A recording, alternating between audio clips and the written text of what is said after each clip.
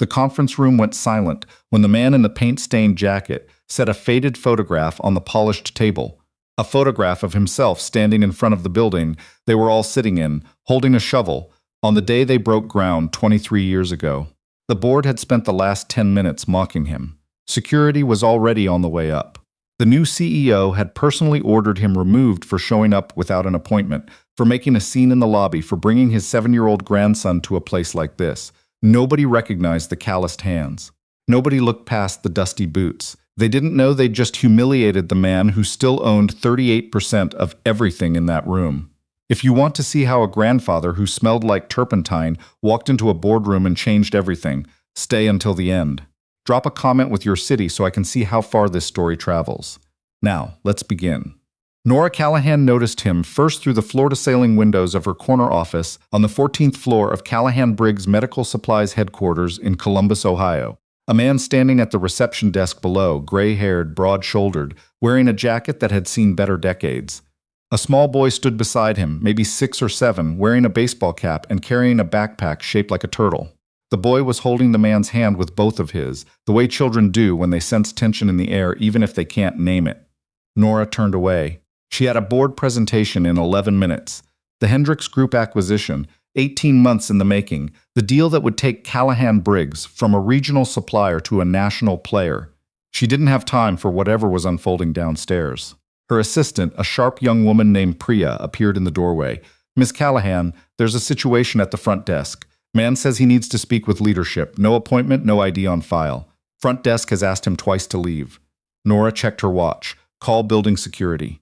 Politely, "Already did, good." She picked up her presentation folder. "Tell Stewart I'm on my way." She didn't look back as she walked to the conference room. She didn't see the way the old man's jaw tightened when the security guard touched his arm. She didn't hear the boy ask very quietly, "Grandpa, did we do something wrong?"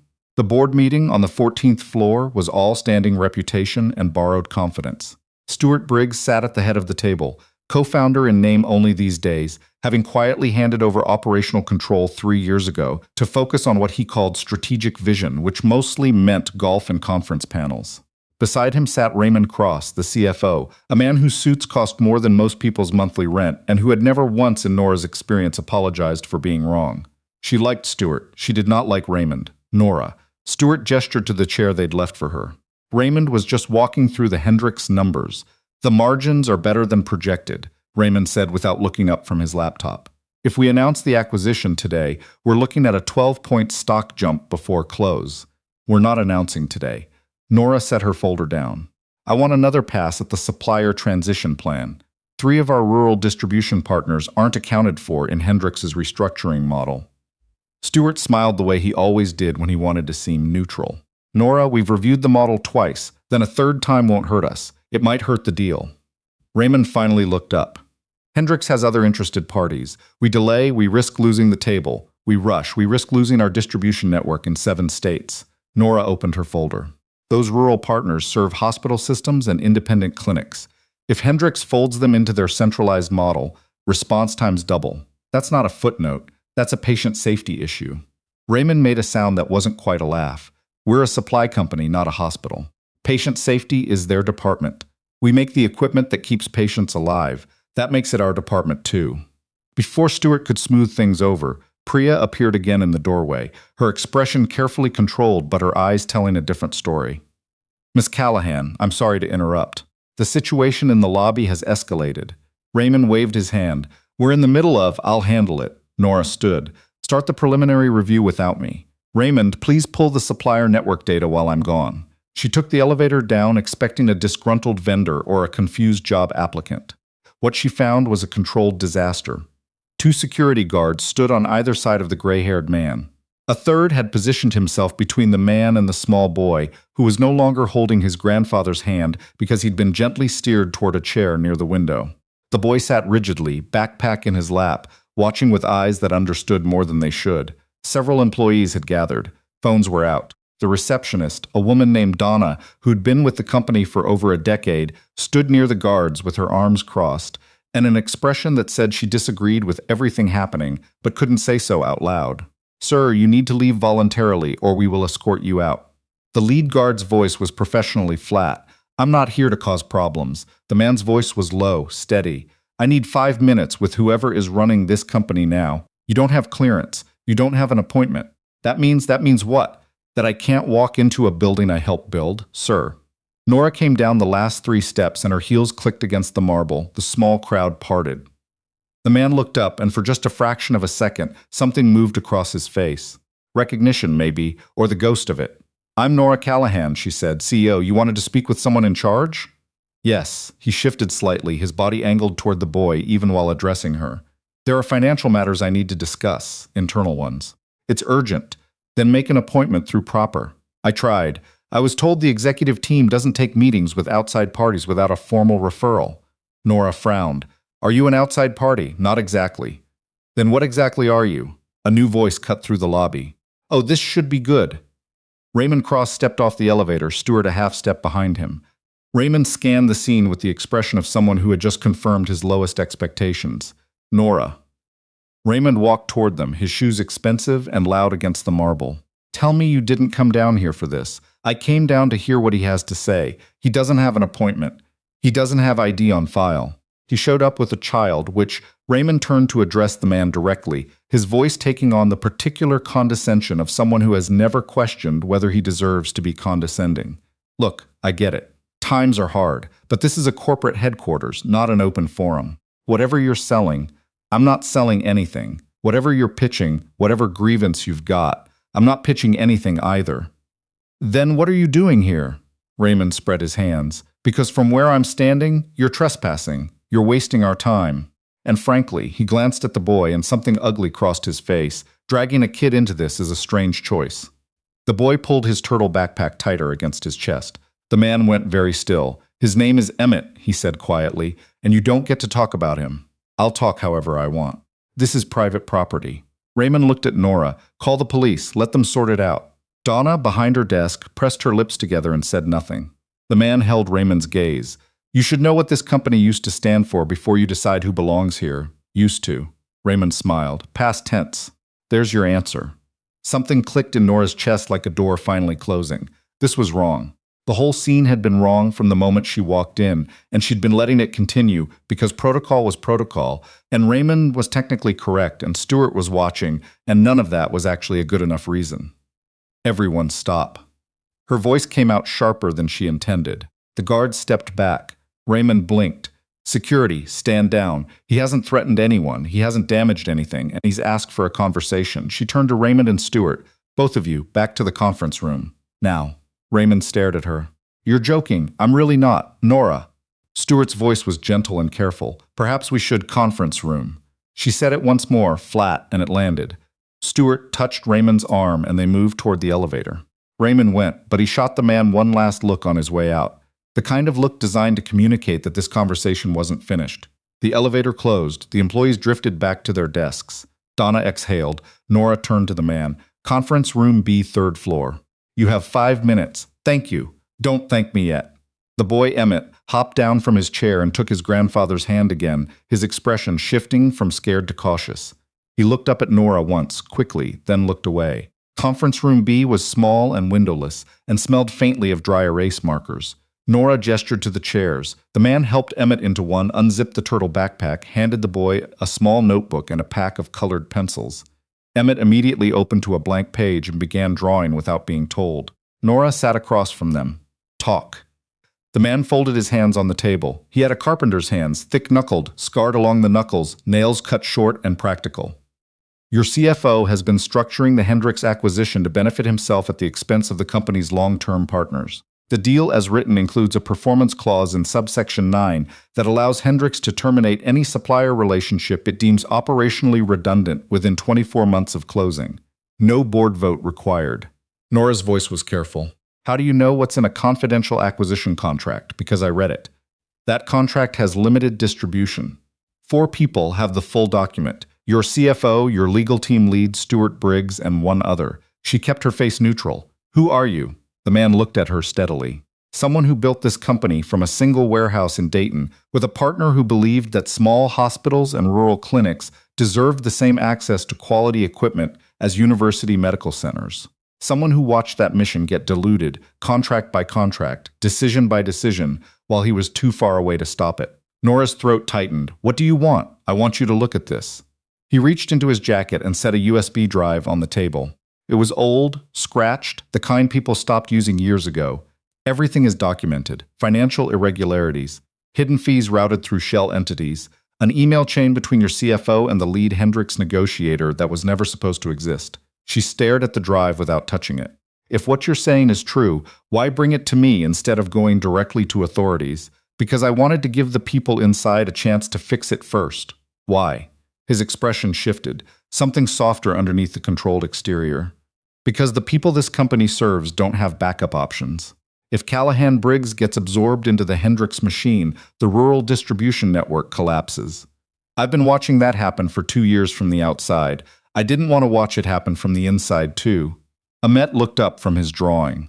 Grandpa, I finished the turtle. Let me see. The man leaned over, studied the page with complete seriousness. That's an excellent turtle, Em. Best one I've seen. He has a hat. I see the hat. Very distinguished.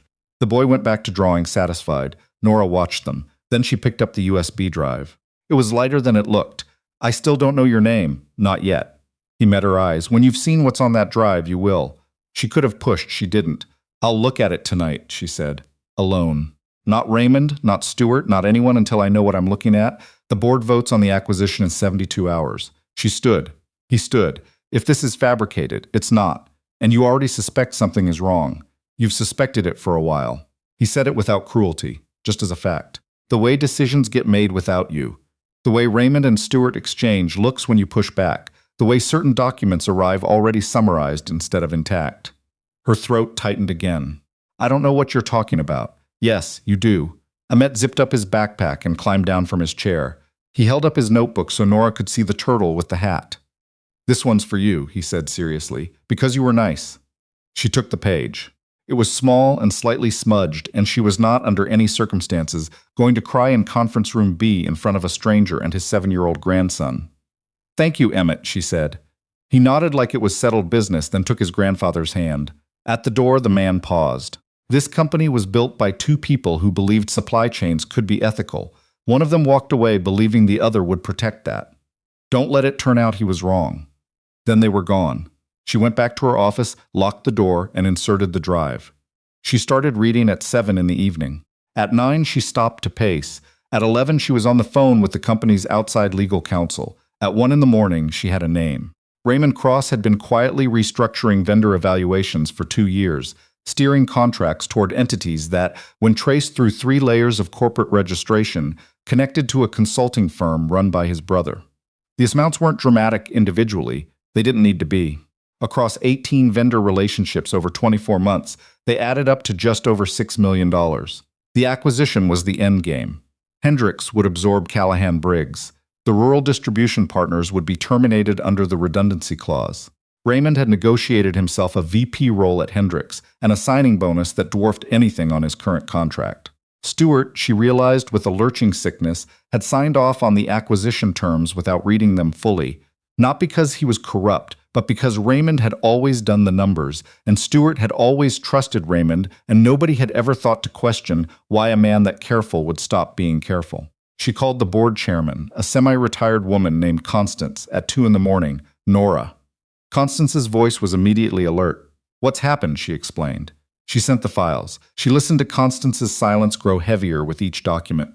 Finally, who brought you this? A man came to the office today. He wouldn't give his name. What did he look like? She described him. The gray hair, the paint-stained jacket. Emmett?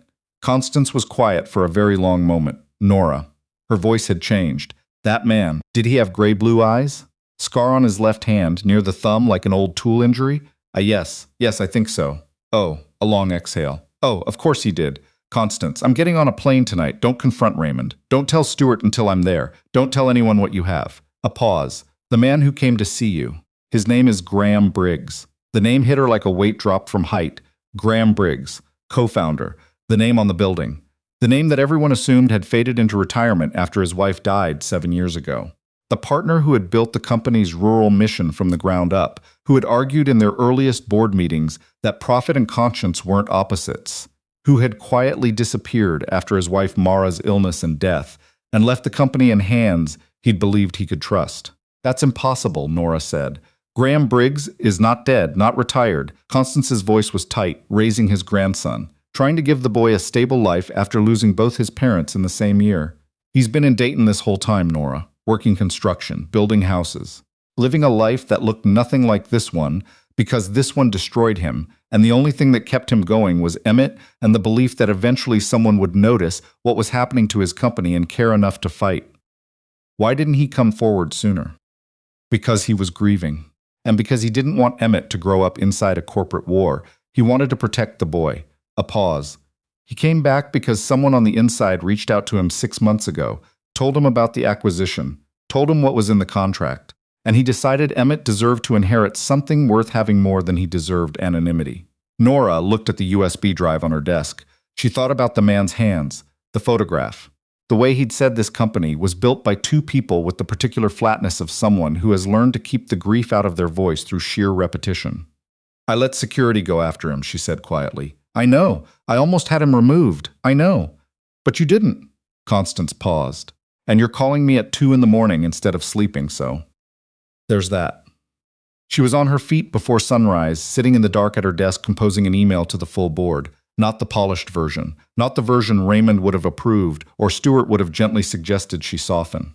The real one with the documents attached and a subject line that read, Evidence of financial misconduct and acquisition fraud requiring immediate board review. She hit send at 4:52 a.m. Her phone started ringing at 5:08.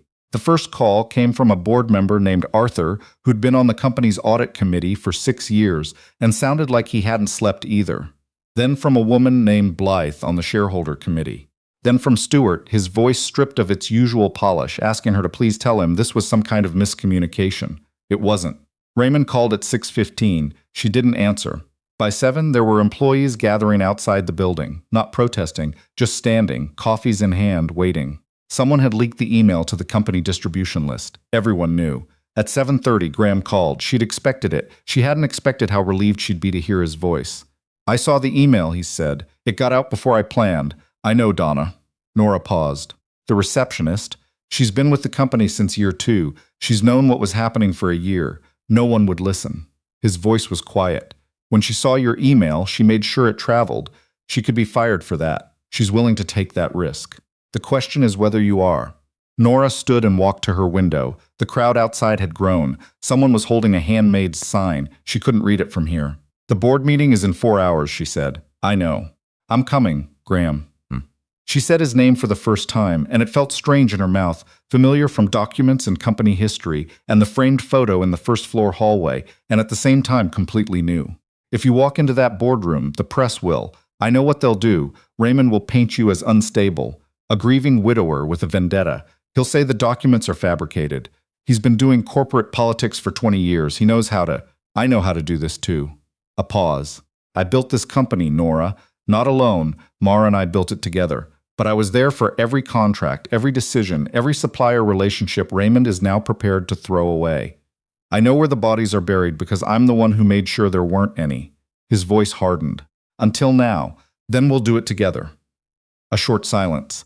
Emmett wants to know if there will be snacks at the meeting, Graham said. Something loosened in her chest that had been tight for hours. Tell him I'll arrange something. The boardroom on the 14th floor was already full when they arrived. 12 people around the table. Raymond and Stewart at one end, Raymond looking composed with the practiced ease of someone who had rehearsed exactly this scenario, Stewart looking pale and uncertain. Constance sat at the head, having arrived at 6 and gone directly to the building without stopping anywhere first.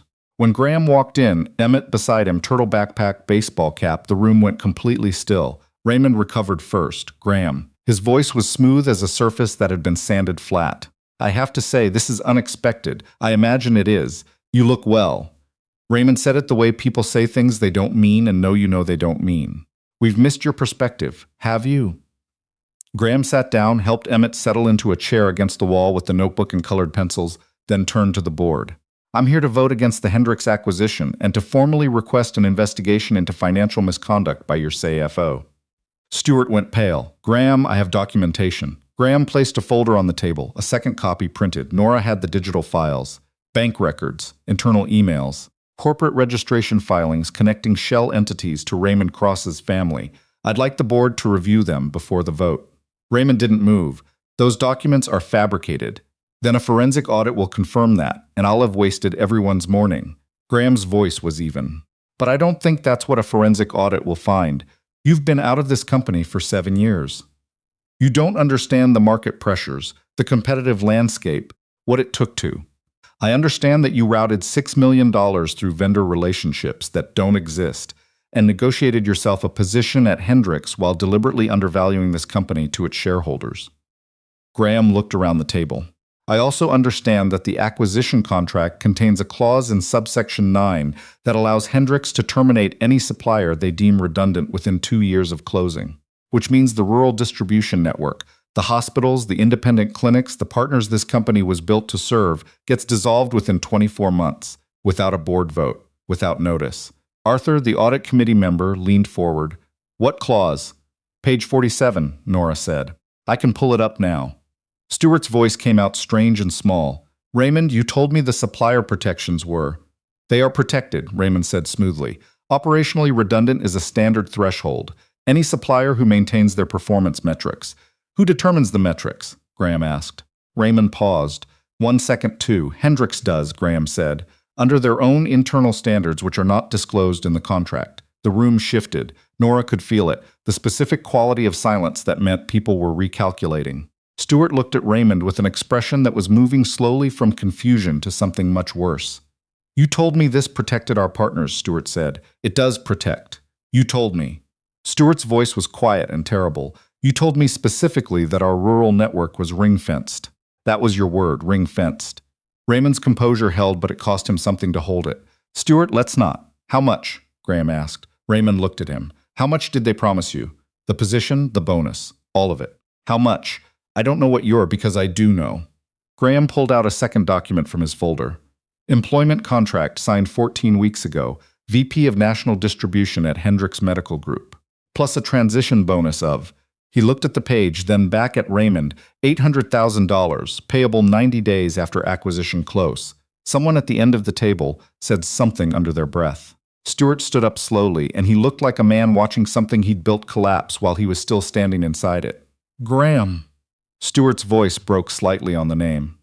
I didn't know. I know you didn't. I trusted him. I trusted the numbers. I know. Graham's voice was gentler now. That's what he counted on. Emmett looked up from his notebook across the room. He didn't say anything. He looked at his grandfather for 3 seconds, then went back to drawing. Constance called the vote. The motion to remove Raymond Cross from his position as CFO pending investigation passed 9-2. The two who voted against were board members with outside business relationships to Raymond that everyone in the room now understood needed to be examined. Raymond stood. For a moment, he looked at Graham the way people look at someone they have underestimated catastrophically and have only just realized it. This company was dying when you left, Raymond said. I kept it alive. You kept yourself alive, Graham said. That's a different thing. Raymond left without another word. Security met him at the elevator. The room stayed quiet for a long moment after. Then Arthur said, What about the acquisition? Kill it, Nora said. The termination will expose us to breach claims. Hendrix will. The contract is void. Graham slid a third document across the table. Fraud clause. If either party is found to have engaged in fraudulent conduct during negotiations, the contract is unenforceable. Raymond was our designated negotiator. His personal employment agreement with Hendrix, signed during active negotiations, constitutes undisclosed conflict of interest. We don't owe them anything. Arthur read the document, passed it to the woman beside him. She read it and passed it on. You prepared for this, Nora said quietly, looking at Graham. For 6 months. He sounded tired. I wanted to believe there was another way, but the acquisition was too far along. And once I saw the subsection 9 clause, I knew there was no version of this that ended well for our partners, without someone standing up in that room and making it stop. The vote on the acquisition was 8-2, with Stewart abstaining. Deal canceled. The press conference happened that afternoon. Constance spoke first, steady, formal, precise. Raymond Cross and the acquisition both gone. Investigation initiated. Federal authorities notified. Then Nora stepped to the microphone and explained what had been found and what the company intended to do about it. Then Graham stepped up, and the lobby went quiet in a specific way that rooms go quiet when someone walks in who was not expected to exist. He didn't look like a returning hero. He looked like a man who had gone through something that hadn't finished going through him. 7 years ago, he said, my wife died. Nora Briggs. She co-founded this company with me in a warehouse in Dayton because she believed that small hospitals in rural counties deserved the same quality of medical equipment as the big systems in the cities. She was right. She was right about a lot of things. He paused. When she died, I left. I left to raise our grandson, who had just lost both his parents and needed one adult in his life who was going to stay. I thought the company was in good hands. I was wrong about that. But I'm here now, and I want to make one thing clear. He looked at the cameras. The rural distribution network stays. Every partner contract gets renewed. Every commitment Mara and I made when we started this company, we're honoring it. All of it. Someone in the crowd of employees started clapping, then others. Then the lobby was loud with it. Emmett, sitting in a chair beside Donna's reception desk, looked around at the noise with wide eyes, then looked at Donna. They're happy, Donna told him. About what? About someone telling the truth. Emmett considered this. That should happen more. Donna laughed and gave him a cookie from the tin she kept in her desk drawer, which was not standard company policy and which she had absolutely no intention of stopping. The next weeks were hard in the way that honest reckonings are hard, not chaotic but heavy. Federal investigators came. Documents were subpoenaed. Raymond Cross's attorney issued a statement calling the accusations politically motivated and legally baseless, which the FBI's subsequent filing rendered somewhat beside the point. 3 executives quietly resigned in the first week, which Nora chose to interpret as an admission and a gift simultaneously. She hired 2 replacements with explicit mandates. If something looks wrong, say so. If someone tries to stop you from saying so, come directly to her. Stewart stayed. He asked for a meeting with Graham 2 days after the board vote, and they sat in the same conference room where Emmett had drawn his turtle, and no one from outside the room would ever know exactly what was said. What Nora observed afterward was that Stewart came out looking like a man who'd been handed back something he thought he'd lost, and Graham came out looking like a man who was working toward forgiving something, not because it was easy, but because it was necessary. She asked Graham about it once. He said he didn't know what Raymond was doing, and he's known me for 25 years. That counts for something. Does it count for enough? I don't know yet, but I'm willing to find out. The acquisition fallout was manageable, barely. Hendricks filed a breach claim, which Graham's legal team answered with the fraud clause documentation, which led to 3 weeks of aggressive back and forth, which resolved in a settlement that cost the company less than the acquisition would have and left every partner relationship intact. The rural network held. Nora sent a personal letter to every distribution partner explaining what had happened and what was changing. She expected some of them to be angry. Most of them wrote back. A clinic director in rural West Virginia said she'd cried when she got the letter about the contract reinstatement, that they'd already started planning which services to reduce, had already told one nurse they couldn't extend her position. That news was now reversed. One letter sat on Nora's desk for a week before she forwarded it to Graham with a single line. "This is what we're protecting." He responded, "I know, it always was." The stock dropped 17% the week of the press conference and climbed back to -9 by the end of the month. Not recovered, but recovering. Some investors left. Others, smaller ones who'd been uncomfortable with the acquisition's terms, added positions. A financial reporter wrote a piece calling Callahan Briggs a case study in institutional courage, however economically inconvenient. Nora framed it and put it somewhere she could see it when the days were long. Graham came to the office most mornings that first month, Emmett in tow. Emmett developed a rapport with Donna that seemed to involve an ongoing negotiation about which type of cookie was superior, and which Emmett appeared to be winning. He set up his own small space in the corner of the conference room they'd started using as a coordination hub, where he would draw in his notebook for hours with complete self-sufficiency, occasionally presenting finished pages to whoever was nearby as though they were official documents requiring acknowledgement. One morning, 3 weeks in, Nora found Graham standing in front of the framed photograph in the first-floor hallway, the one from the groundbreaking. The two of them, Mara and Graham, holding shovels and grinning, the building not yet a building behind them. "I haven't been down here since I came back," he said. She stood beside him. She looks like she knew it was going to work. She always knew. That was annoying, actually. She'd decide something was going to happen, and then it just did. I'd be calculating risk and contingencies, and she'd already moved on to implementation. His voice was fond and worn at the same time. "Emmett has it too. Just decided you were trustworthy the first time he met you, and that was it. No revision. He gave me his drawing. That's how you know. He only gives the drawings to people he's decided matter. Graham looked at the photograph one more time, then turned away. I'm not coming back as a formal officer, Nora. I know some people expected that. I know. I'll stay available. I'll stay as a board advisor. But Emmett is 8 in April, and he's just joined a Little League team, and I have already missed too many things trying to keep watch on this place from the outside. I'm done watching from the outside. I'm also done watching from the inside. He paused. What I want to do is be at his games. Nora nodded. What do you need from me? Run this the way Mara would have wanted. Not as a monument to her, she'd have hated that, but as a working company that actually does what it says it does, keeps its promises to the people nobody else bothers to keep promises to. That's what I intend. I know. He looked at her. That's why I came back. Not just because someone told me things were wrong. Because when I looked at what you'd done in 3 years, the partners you'd tried to protect, the decisions you'd pushed back on, the way you talked about the mission in interviews like you actually believed it, I thought, if there's anyone left in that building who still gets it, it's her. I almost sent you away. You didn't. I almost did. Almost doesn't count, Nora. His voice was dry but not unkind. Almost is just the thing that shows you what you actually do when it matters. The formal advisory arrangement was signed 2 weeks later. Graham would weigh in on major partnership decisions and mission-adjacent strategy. He would not attend weekly operations meetings or quarterly earnings reviews. He would, however, be reachable by phone, and Emmett would continue his working relationship with Donna and her cookie supply. The child welfare review that Raymond had quietly initiated through a family law attorney he'd retained before his termination, framing Graham as an unstable widower exposing his grandson to corporate warfare, was investigated and closed within 3 weeks. The reviewing social worker found a 7-year-old who could tell you the names of 12 butterfly species, was extremely clear on his opinions about turtle habitat, and who described his grandfather's job as helping fix a building that his grandma made. Graham called Nora when he got the clearance. It's done, he said. I know. I saw the filing. She paused. Are you okay? A long silence. Raymond knew Emmett was the thing I couldn't lose. He went straight for him. I know. I can handle a lawsuit. I can handle a stock drop. I can handle a press cycle. His voice was controlled, but only barely. I can't handle someone using my grandson to... He stopped. I needed it to be over. It's over, that part is.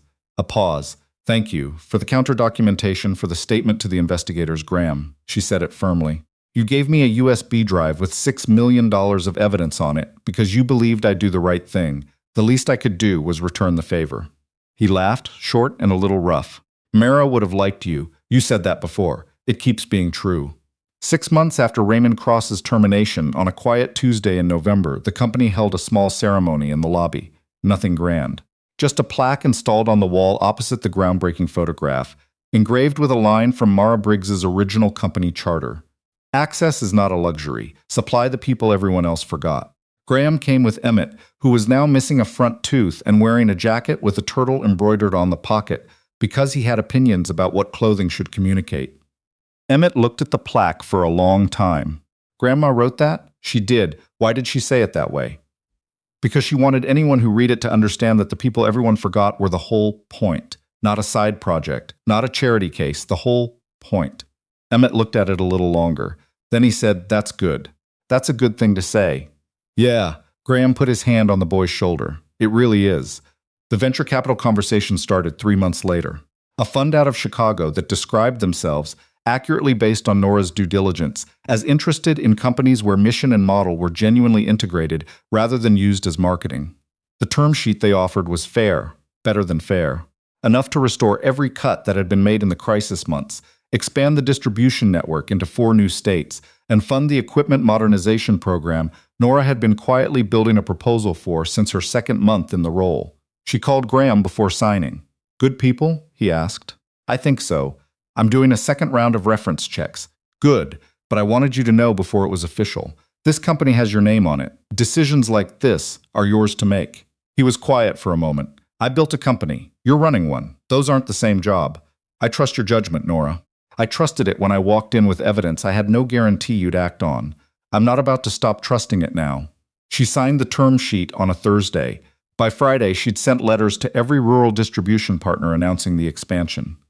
By the following Tuesday, she'd heard back from 11 of them. One letter was from the director of a community health clinic in eastern Kentucky. 12 counties, no hospital within 60 miles, the kind of place that had learned to expect to be forgotten. The letter said, "We've been waiting 7 years for someone to act like we were part of the plan and not an afterthought. Thank you for acting like we were the plan." She forwarded it to Graham. He forwarded it to Emmett's school, where Emmett was doing a project on community infrastructure, because, as Graham explained in the attached note, he asked why companies exist, and I told him the good ones exist to solve problems nobody else will, and this seemed like a useful example. A year after the day Graham had walked into the lobby in his paint-stained jacket, Nora stood at her office window in the early evening, watching Columbus light up below her. The same view she'd had when all of this started. Everything looked the same, and nothing was. Her phone rang. "Emmett wants you to come to his Little League game on Saturday," Graham said without preamble. "Does Emmett know he's supposed to invite people himself?" "He sent me as an envoy. He said, and I'm quoting directly, that you were very busy and he didn't want to bother you, but that it would be nice. The particular careful politeness of a child who has lost people and learned not to assume anyone will stay." "Tell him I'll be there," Nora said. "And tell him I'm never too busy for something that matters." A pause. "He's going to hold you to that," Graham said. "Good. He should." She hung up and looked out at the city for another moment. She thought about Nora Briggs, who she'd never met but whose handwriting she now knew from 23 years of archived memos, who had put a line in a company charter about forgetting and remembering that turned out to be the most important sentence in the building. She thought about what it meant to build something true and then trust that truth to outlast you.